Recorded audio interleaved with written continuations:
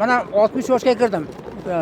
60 yoshga kirib Allohdan so'rardim. Ey Xudo, men nogironlarda ham shu hajga borishga niyat qilib o'rardim. Niyatlarim Alloh qabul qildi. Hurmatli prezidentimizga ming sharoitlar yaratib berganiga Allohga beda hamd sanolar aytamiz.